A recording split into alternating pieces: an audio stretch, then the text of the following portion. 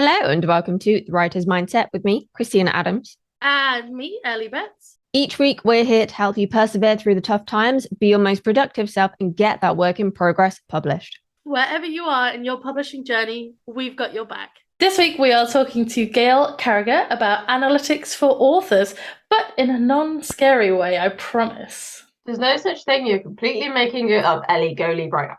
There is a such thing. I promise you, Nope. everything's going to be fine in Gail's very capable hands. Okay, I will admit Gail is capable. That's as far as I'm going. I don't think numbers are not scary ever.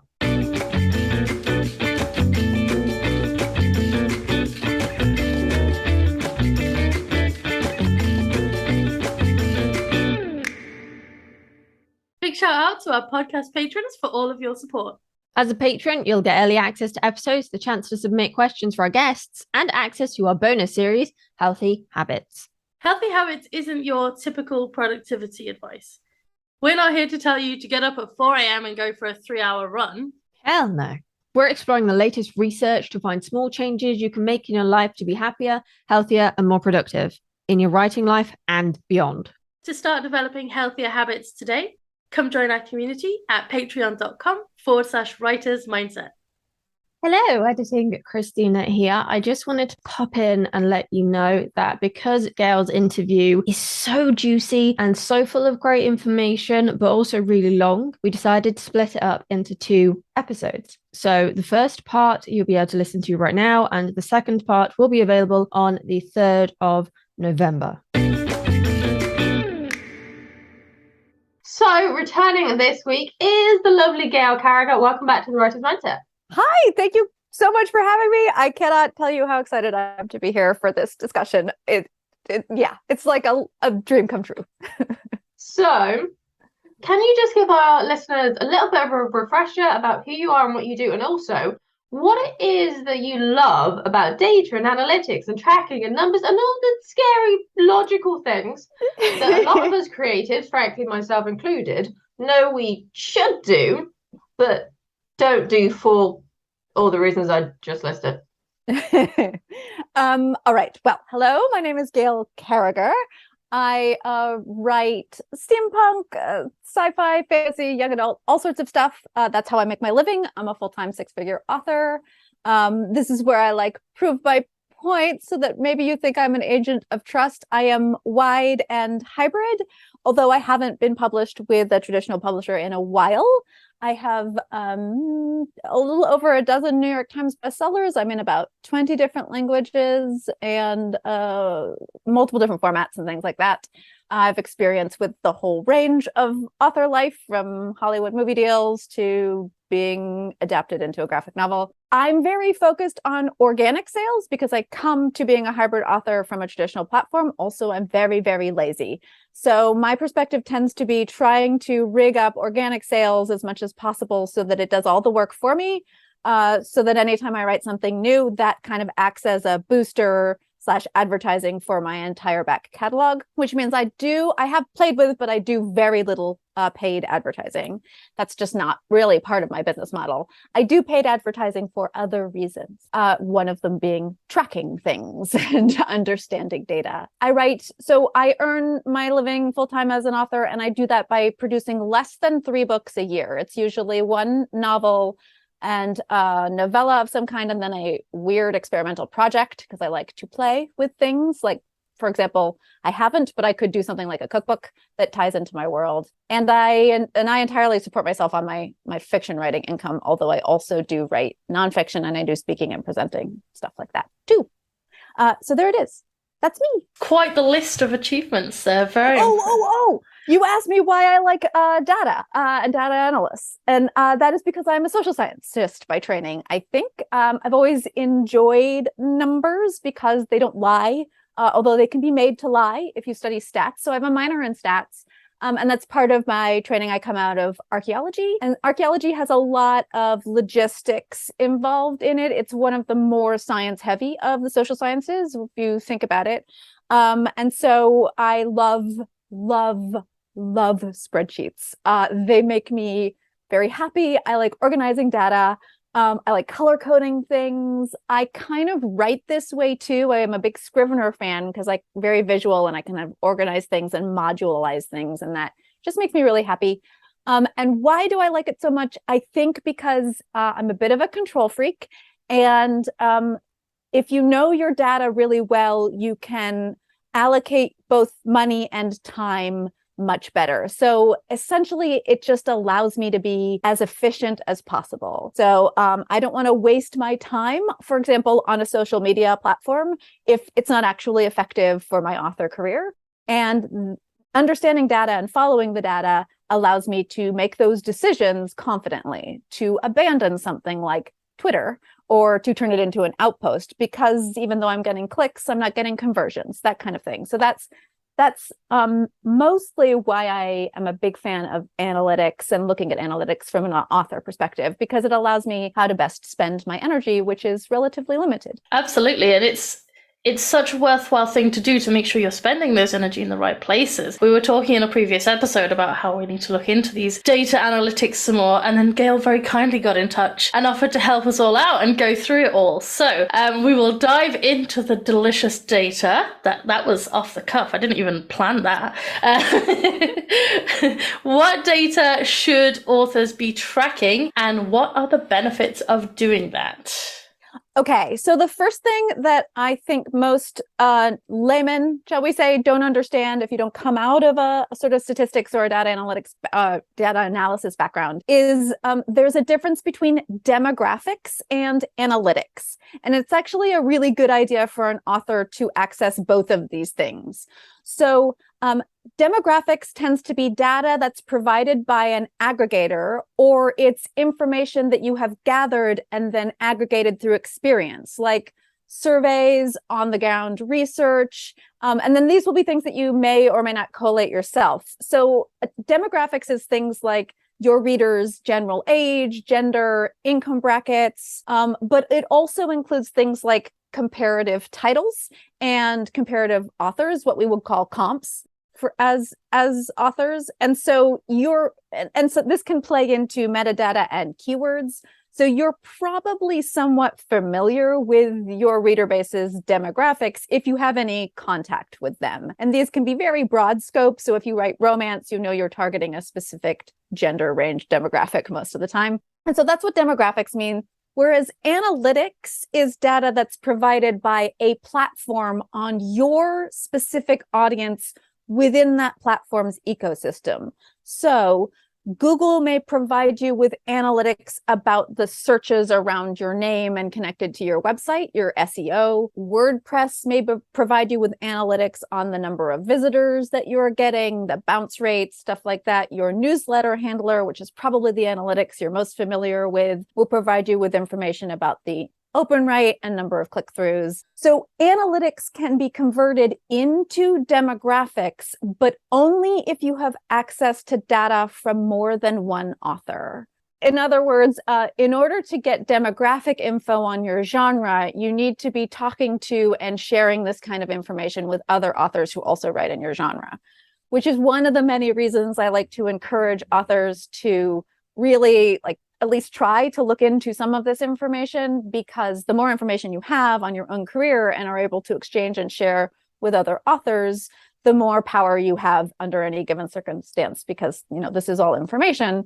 And then that is, of course, a way that we can protect ourselves from being taken advantage of from publishers, vendors, et cetera, et cetera. So, but yeah, data and analytics are, demographics and analytics are both data, but they're slightly different and they kind of are used in different ways. And you are probably accessing both of them already. If you have started your career as an author, you just don't really realize it, or you're maybe ignoring them or something. And I take it by the sounds of it then, what you explained there, they're both kind of equally as important, but it's just important to also clarify that they're different aspects.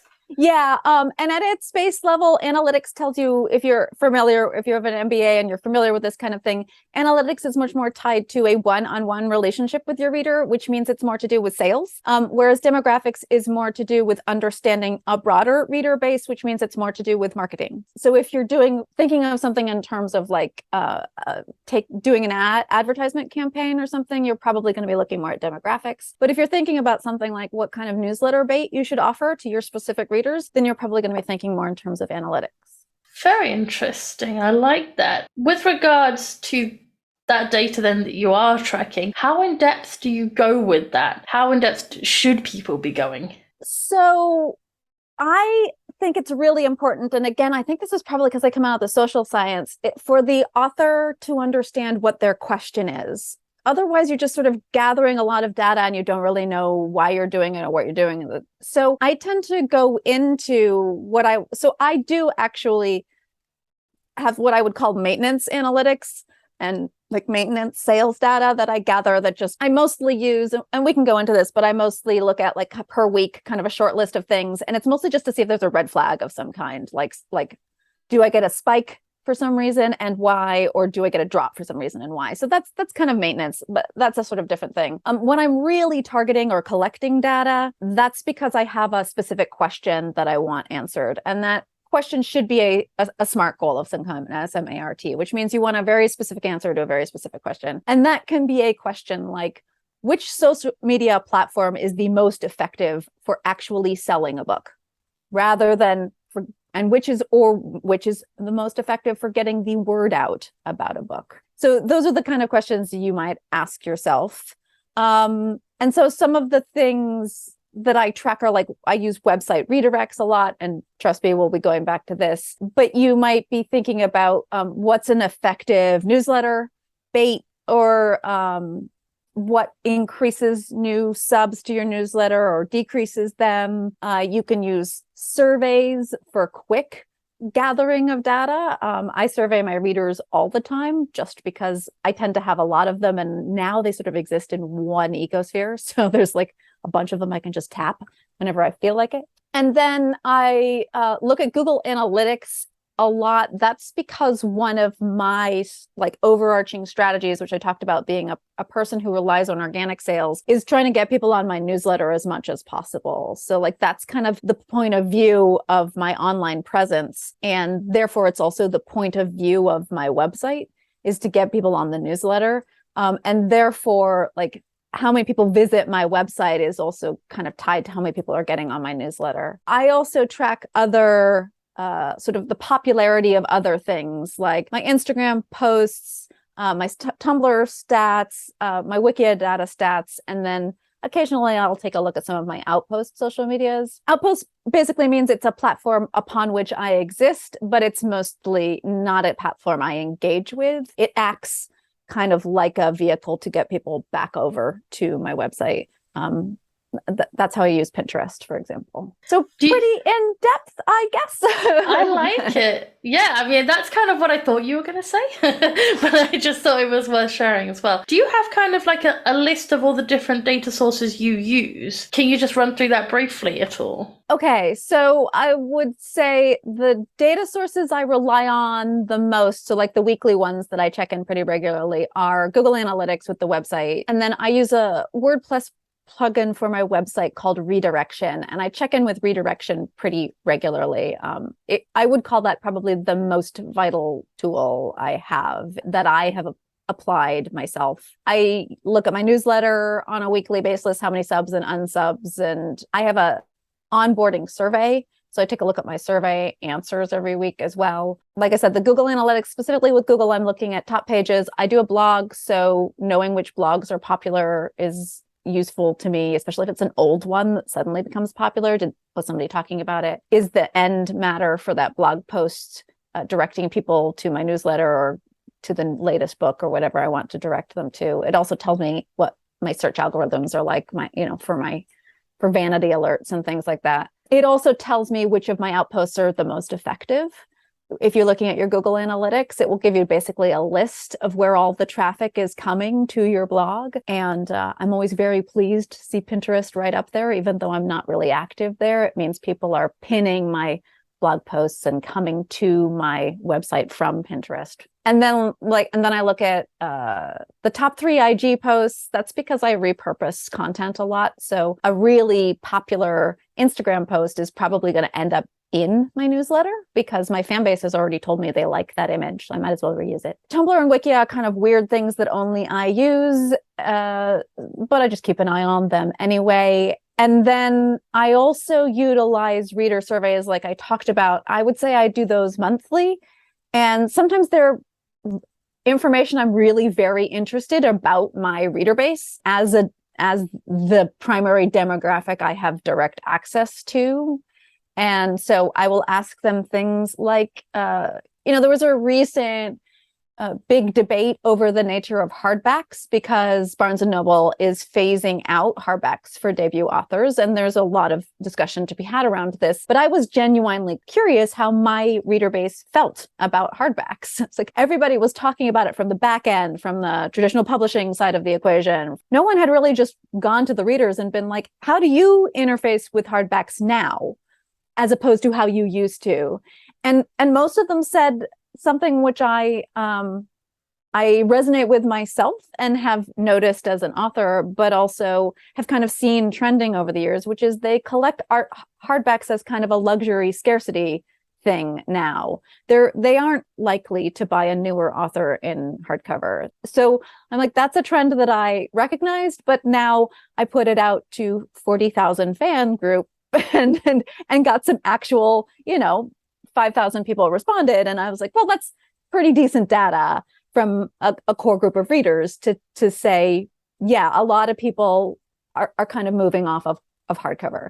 And some of that's age of my reader base who they're like, yeah, it's physically hard to hold them up. And with the onset of e-readers, I can enlarge the font. So you can have a real quality as well as quantity discussion. So quantitative analysis versus qualitative analysis, if you're running a survey. So, and sometimes those surveys are just silly little polls, like which pasta shape do you like more? But, Hey, the hardback thing is not just about age. I've just got tiny hands, man. I can't read that book for very long. It's hard work. I'm a writer, right? So my wrists get really easily fatigued. Yeah. So it's just hard for me to hold it up. Yeah, personally. I can barely hold a paperback open with one hand. Never mind about bloody hardback. Yeah, hardback, it's impossible. Yeah. The time I bought a hardback was because it had a really pretty cover, and it's actually almost like an A5 size. So big. It's fine to hold because it's not as gigantic as your average hardback release. And to be fair, it is The Woman in Black, so it's not like it's a new release, and it's quite a short book as well, I think. Yeah, that's the collector thing. And social media has had an impact on that as well, specifically Instagram, which is a demographic. So a lot of millennials are on Instagram. And so they are also coming around to liking pretty hardbacks in particular and becoming collectors also as they age into much higher levels of disposable income and things like that. So it's just really interesting to watch kind of trend. I've been in this business for over a decade now. And so watching the way trends move is interesting, and you can do that with this kind of tracking. And then we're still on the things I track. I also keyword track, and by that I mean I'll bop into some of the places that I harvest keywords and comp authors and comp titles from, in order to see who I'm being associated with, for example. And I'll do that about once a month, and I just have a big old keyword document. And I think I keep them all there for possible future advertising campaigns. I haven't done an ad campaign in 3 or 4 years, but also just to see who my brand, what other authors I'm being associated with, for lack of a better term. And I should say I do that, and everybody should think about this if you have it, which is I do that. I do my comp titles on Audible more often than not in incognito mode, because it's a cleaner catch these days for someone like me who's a wide hybrid author, because Audible is not going to be polluted by KU or anything else similar, since I'm not in KU my reader base is different, and therefore I can't really use those keywords in comp titles because we don't have a lot of crossover buyers. So those are some of the things I track. And then for sales data weekly, I track mostly just Amazon, KDP, and ACX. And then I also look at my returns in those venues because I find that data particularly interesting. And the fact that they bury it means that I should probably keep a pretty close eye on it. That is a lot of data to be tracking. It actually works out. It's pretty streamlined, so it works out to just a few things. I basically just have like a systems little sheet that says check here, check here, check here, check here, check here, and then I take a look at the weekly in each venue that I can, and then that's it. And it's just like a Friday thing. It's a lot more intense and focused and more daily tracking when I have a launch, because I do pre-ordered launches.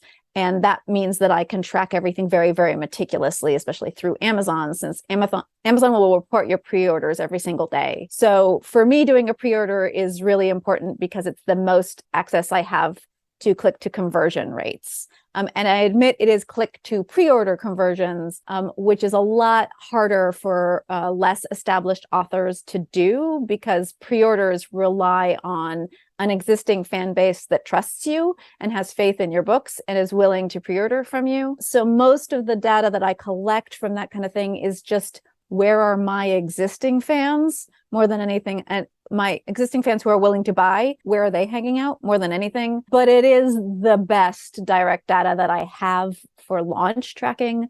So I am almost always tracking a launch to some degree. And sometimes I'm doing very strategically, and sometimes I'm just launching into the world. But so launch tracking is something that I love. And I will create pie charts and stuff like that.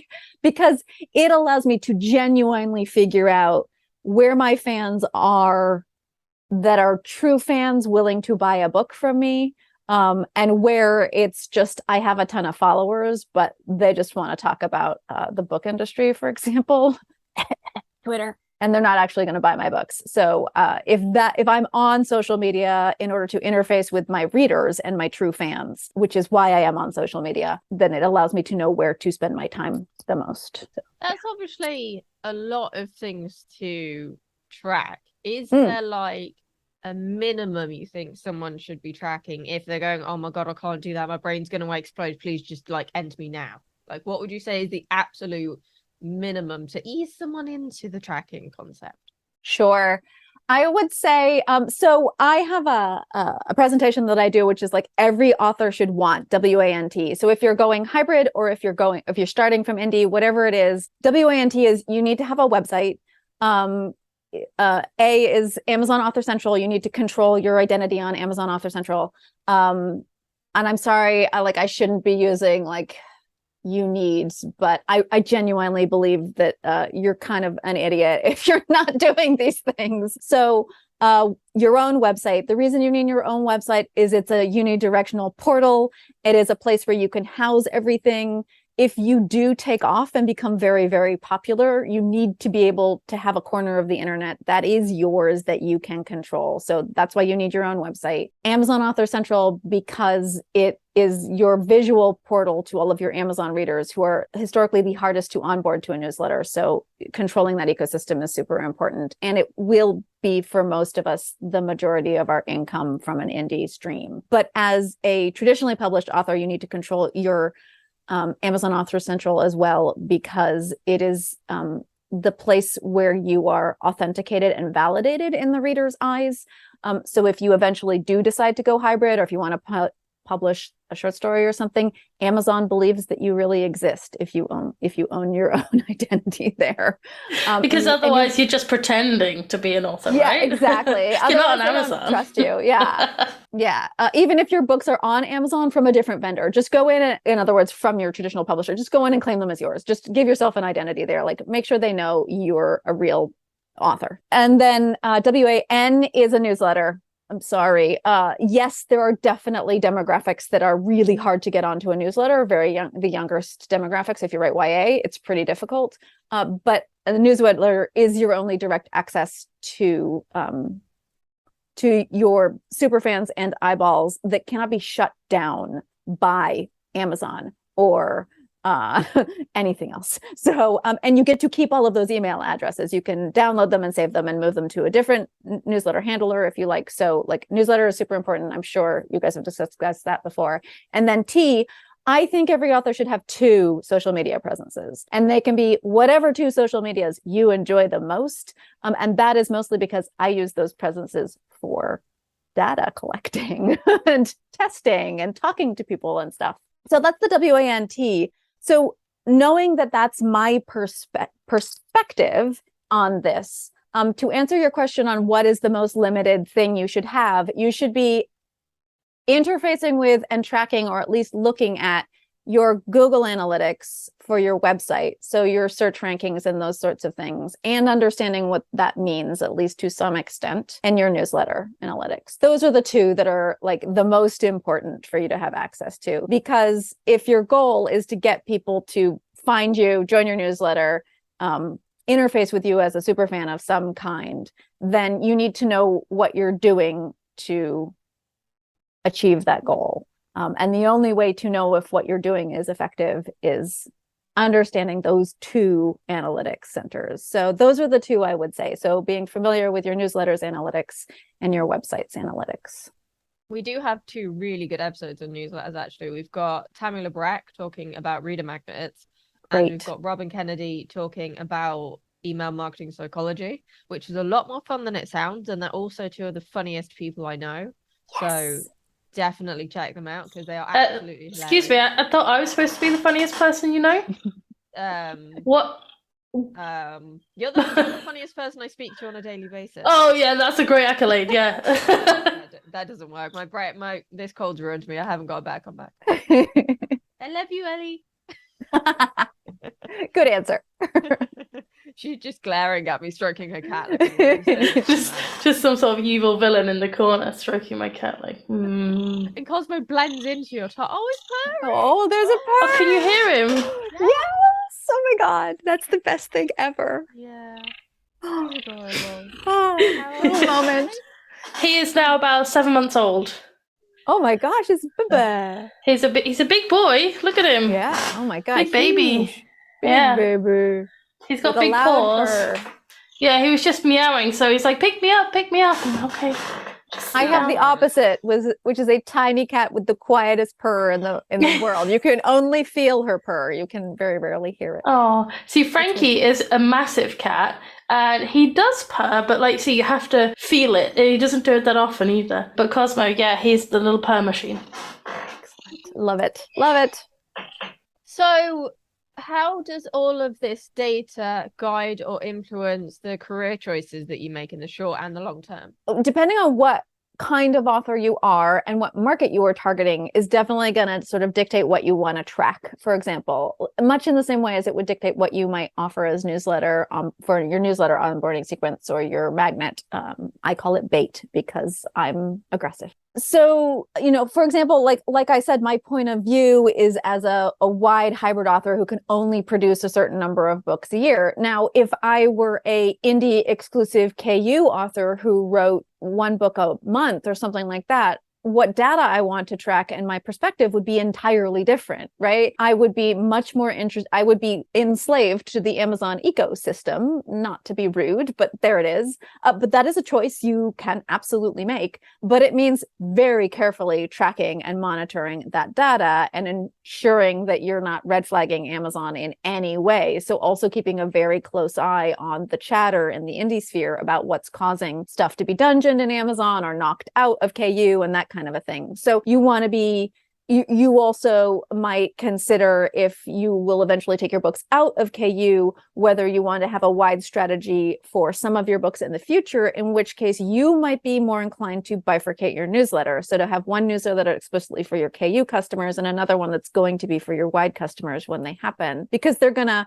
want to buy different things. They're going to onboard for different reasons to your newsletter, that kind of thing. So you might be running analytics on what amounts to 2 newsletters, for example. So your approach is going to be materially different depending on what your business model is or what your career model is in terms of how fast you can write, which venues you want to be on, whether you're also traditionally published or not, those sorts of things. So yeah, it really does make a difference. The information you need to know is dictated by where you want to go and how you want to spend your time as a writer, but also because what demographics and analytics are telling you is about your audience, and what you write and how you publish it impacts your audience, obviously. So the two are inextricably linked.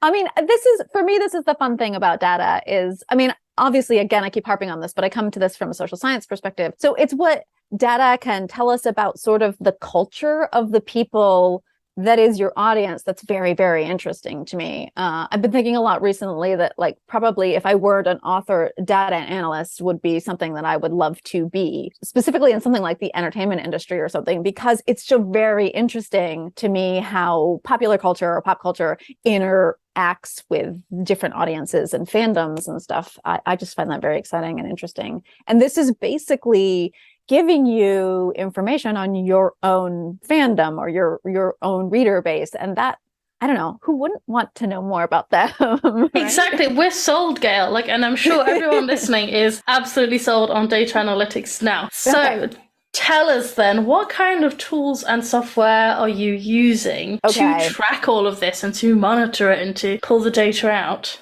All right. So I should say there are some good aggregate softwares out there that kind of are really designed to help authors collect all of this, specifically if you're a wide author, because you're going to be on so many different platforms and stuff like that. I don't use any of them. So unfortunately, I can't recommend them. However, I'm guessing then, is it all just spreadsheets? Just spreadsheets? It's just spreadsheets. Yeah, I just collect it myself. I know it's terrible, but I like it. That's not terrible. If that's the system that works for you, that's what we want to hear about, Gail. Obviously, it's a successful system. But do check out indie author. What's Wide for the Win, and then there's an indie author massive group, and like 50 books, 50K, and places like that. On Facebook, specifically, we'll have discussions of different like aggregate tools like this. So they're places to look for the ones that authors are particularly using or that are catering to authors. And it's probably a good idea to use one of those just because then there's other authors talking about this and you can go ask questions of them. I use no aggregate tools. I just use spreadsheets, and I just use a lot of the built-in, so Google Analytics or WordPress Analytics or whatever. I will say there is one tool that I hard recommend, and I can't emphasize this enough. Back when we talked about the things to do that are lightweight, that are the least barrier to entry, I mentioned that Google or your WordPress Analytics and then your newsletter analytics are probably the two you're going to be accessing the most. The one that I recommend most authors build in and utilize the most is a tool called redirection. Now, everybody is probably familiar with using something like Bitly or TinyURL or something, a URL shortener that allows you to track where whatever link you've posted is going. What a lot of people don't know, or what a lot of authors don't know, is your WordPress site has a plugin that can do that as well, and it's called redirection. And basically, it will allow you to build a link to anything that is your website's URL and then whatever slug you want to give it. So whatever little tag word you want to give it. So for example, I have a book called The Heroine's Journey, which is a nonfiction book, and I have a redirection slug built into my website that's basically gailcarriger.com/HJ. And that is a very short URL I can say on something like a podcast. And if you typed it in, it would just redirect you to that book's landing page on my website. That's a very simple way a redirection works, but the beauty of redirection as a plugin and as a piece of software is that you can track everything with it. So if you want to run a test on anything, you can build a baby slug to that website. And by that, I mean, so when I have a new book for sale the redirection is going to point at that book's sales landing page. So for me, that's a book to read landing page, which basically has all the marketplaces that the book is going to be sold in, because I have a wide author. If you are not a wide author, you might have that redirect go straight to your Amazon page, however you want to do it. But I use a redirection, and the redirection is dedicated to whatever platform that is posted on. So I'll build a special redirection that basically says the book's name and then Facebook group, for example. And then when I post that I have a new book out and here's where you can buy it with the link, I use the redirection link. And then I can go to my website and see how many people clicked on that link specifically to buy the book, which basically is telling me how many people in the Facebook group were interested in looking at this new book of mine. And then I will do that for Twitter. How many people for Twitter were interested? Now, all of these people are being directed to the same place, but I'm being told by the link where they started out. And that's just telling me very specific information about where my interested people are. So this is just clicks. It's not necessarily people who actually buy the book. To track where people are actually buying from, you need to roll this out on a temporal scale. So like you do Facebook group on Monday, Facebook page on Wednesday, Twitter on Friday, and then you see how many sales you get on the pre-order on Amazon for each of those days. And that will give you, it's very loose. Obviously, it's just Amazon specific, and it's just, and of course, people will maybe have seen it elsewhere, but it is the only direct data we have for tracking purposes. So anyway, but it's redirection, this little tool that allows me to do all of this. It's a very minor tool, and it's just extremely powerful. So if you have a WordPress website, which most authors do, it's one of the best tools we have out there. And so one of the things I do weekly is I bop over and check my redirects. And I just go in and look, organize them by date, see which ones are popular, hope that if I sent out a newsletter recently, those ones are right at the top, because that means people engaged with the newsletter. I take a look to see if there's an interesting spike in my redirects, like, ooh, everybody's suddenly buying off this old link that's linked to an old blog post. What's going on there? Something like that. It's just a really powerful little tracking tool. And it's something that's your own website. So it's not tools like Bitly or TinyURL similarly do this, but they're held by a middleman. You don't control that data. So it's a lot easier just to have it as a plugin. And I have a blog post about it. I think it's probably gailcarriger.com/redirection, but also you can just Google Gail Carriger tool redirection or Gail Carriger redirection. And there I have a whole blog post about exactly how you set it up for a WordPress site, and if hearing me talking about it is overwhelming, it's all written out so you can realize why you might want to use it and stuff like that. So that's my hot tip is redirect. Hey, don't let me do that until I'm over this cold, because I'll break my website, and you know it. Yes, you're banned. When I've got the leg Banned from editing websites until next week at least. Absolutely. Yes. Don't do this. Like, playing with redirect is something that you like. You want to give yourself a nice afternoon when you're highly caffeinated and fully aware, and you just want to play and see. And you can roll it out in a very limited manner. So, for example, the first and most important redirect that you should have is to your newsletter subscription. And everywhere and every time you onboard somebody to your newsletter, it should be via a redirection, because you might want to change who hosts your newsletter. And if you do that, and you have all of your newsletter onboarding all over the web in your Amazon author profile and on your Facebook page or whatever, you have to remember where those all are on the internet and go and change them all. But if you have them all via redirect on your website, then all you have to do is search for that URL code and then change them all on your website. And it's all back end. This is also how you can handle front matter and back matter. So, for example, a lot of authors will claim that you should have newsletter signups at the beginning of your book and also at the end of your book, so that people see the front matter sign up in your sample for example, of your book. I've always wondered if this was true. And so I tracked it. So you can sign up for my newsletter at the beginning of the group. It's a redirect that tells me that they came from the beginning of the book. And then you can sign up for my newsletter at the end, and it has a redirect that tells me that that person came from the end of my book.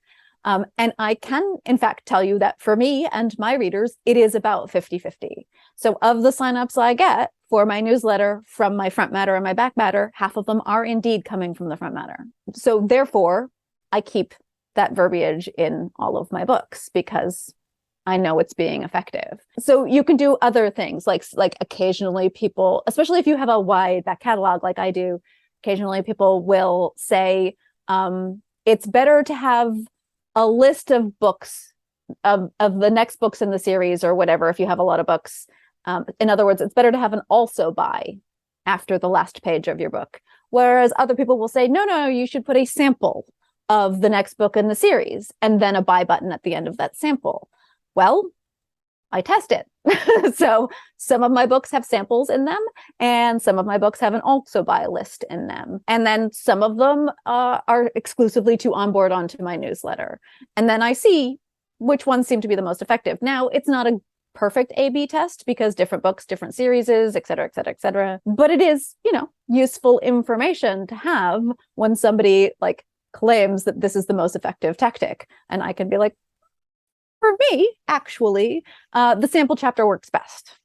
So the power. I love the power in all of that. That's excellent. I love it. Yeah. And that's all tracked through redirection. That's how I know that information. So yeah, it's very effective. I also know which books, so I will switch out my sample chapters. So I know which books onboard a new series better than others.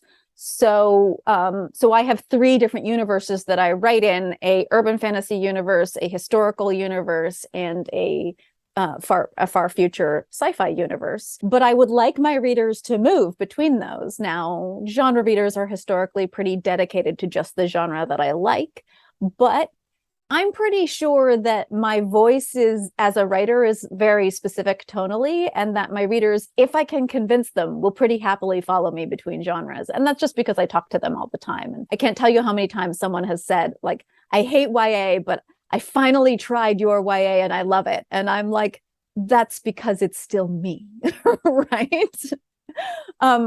So knowing, for example, that I should onboard from my urban fantasy series to my sci-fi series, and from my historical to my urban fantasy, but only in very specific books, is also really useful because the readers will give that sample a try in some books, but not in others. So tracking that is also.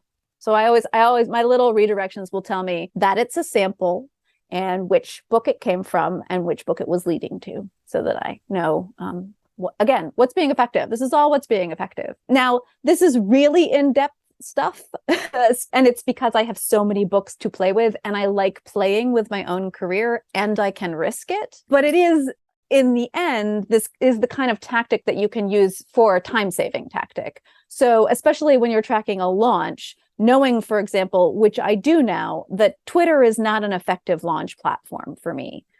I like Twitter. I enjoy talking to my fellow authors on Twitter. It is a pretty good way to access other authors, but my particular readers just aren't really hanging out there. And even if they are, they're not buying off of that platform. So it doesn't make sense for me to, yes, I'll tell them when I have a new book out, but I don't heavily push it there. And I just don't hang out there as much as I used to, because for me, that ends up being a waste of time. My time is going to be better spent on some of the other platforms. And I made that choice about, I'm like, I have an hour to spend on social media a day, half an hour in the morning, half an hour in the evening. It has to be spent wisely. Twitter's out. Twitter gets 5 minutes, and I made that choice after tracking a number of launches. So that is how this kind of thing can be useful. Is it will guide how you best spend your time when you get to a point career-wise where how much time you spend on the promotional side of the equation is really limiting, or if you just don't have that personality and don't like doing it. That does sound pretty powerful, because I've been told by readers that they like the sample at the back of the book, but like it, it's not the same as having that actual visual data. It's just, word of mouth, and that isn't as powerful in a lot of cases.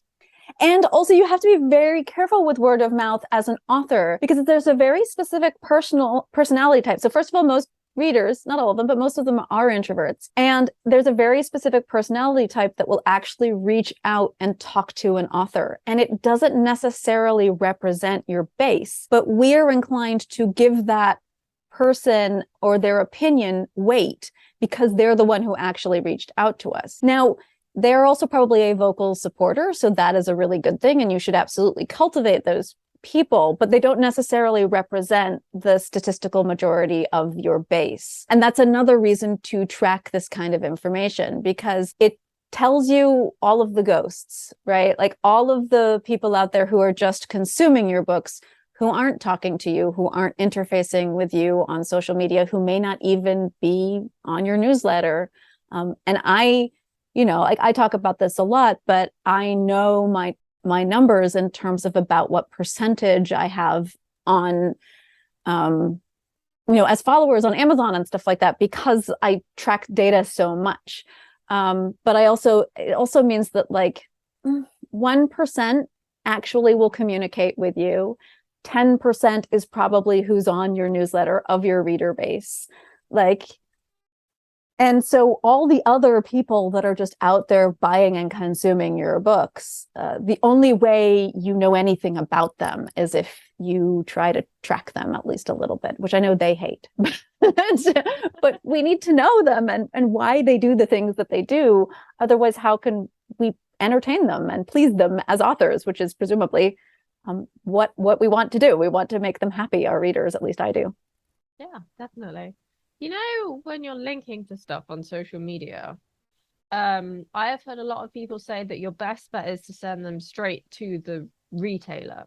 But do you think it's actually better to send them to that redirect page on your own website? This is something that I tracked. So I've heard this as well. And so I was like, well, this is an interesting question. So this is the kind of thing that I will use ad targeting for. So I was like, okay, let's build a bunch of ad targets where we specifically target, this was back in the day when you could do this kind of thing on Facebook, Kindle users, and then Kobo, and then Apple, and then Barnes and Noble, and then, direct to consumer or whatever else things you want to track. Put a direct buy link that I track via redirection that goes directly to that platform. And then also do a broader target, which just has like a books to read landing page. So the accepted argument is that the more clicks a consumer has to get through and the more options they are given, psychologically, too many options yields up overwhelm. And too many click actions is attrition. So people will leave before they complete the process. So having a landing page like books to read, or a landing page that is generated by your own website that causes people to then have to make a secondary choice or a secondary click, means you lose buyers, right? So this is like a very complicated thing to try and statistically track. And I did my best. But again, for me and my readers, there was no difference. So it was the exact same number click to conversion, whether I funneled them through a landing page or not. And I took that as an excuse to always use a landing page forever, because they are so easy and I like them so much. And that's really good to hear as a wide author as well, because it's less work.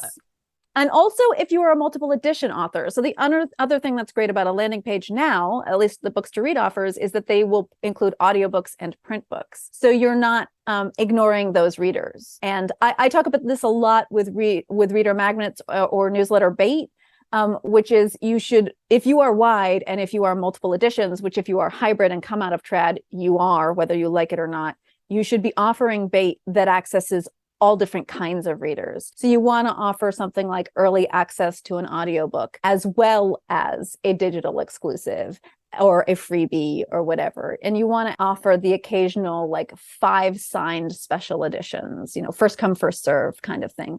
Pay to play. I feel like it's okay to offer exclusives to your newsletter that are paid exclusives, so long as they're exclusive. just to make sure you're sort of satisfying not just the readers of all your different series, but the readers who consume in different ways. And the books to read landing page does that for me. It also satisfies all of those readers. So I'm not constantly answering the question, yes, but what about the print edition? I can be like, here it is. So even when I post like the Solus is on sale for $2.99, right? I'll post that occasionally because I'll just be like, it's a great onboarding book. It's for sale for cheap. It's a traditionally published book, so it's rarely for sale for cheap. But it's an ebook. It's the ebook that's on sale for $2.99, and it's for the U.S. market only. And I'll say that. But the link I use is the books to read landing page because it's possible that it's the first time somebody has learned about Solus and they're actually a print reader and they're still interested in buying it. So might as well have those links there. And like I said, I did 2 waves of testing on a launch to see whether that landing page click-through really did have a psychological impact. And it did not on my pre-order readers, so which are the ones I can track.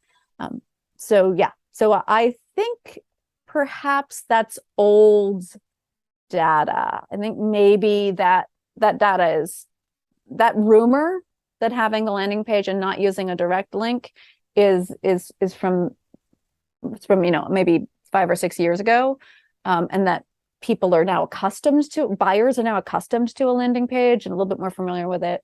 And it's also possible, I should caution, that it depends on your readers and where they're centered, but also what kind of advertising campaign you're running. So if you're running a certain kind of advertising campaign, you might want to specifically target just Kindle readers or something. You might want to change your verbiage depending on which marketplace you're going to target and stuff like that. So I haven't really looked into that side of the data. Excellent. It all makes perfect sense, Gail. That's it for part 1. Don't forget to join us next Thursday for part 2 of our interview with Gail. If you found this episode interesting or helpful, make sure you subscribe to The Writer's Mindset on YouTube or your favorite podcast platform. Or all of them, we don't mind. Everything from a like to a rating to a review to a subscribe to shouting about us on social media helps us to reach more writers so that they can overcome the mindset issues that are holding them back with their writing too. If you're on social media, come join us on Instagram at Writers Mindset Pod, or join our Facebook group, which you can find by searching for The Writer's Mindset. And don't forget to come join us over on Patreon for our bonus series, Healthy Habits. See you next time. Keep writing!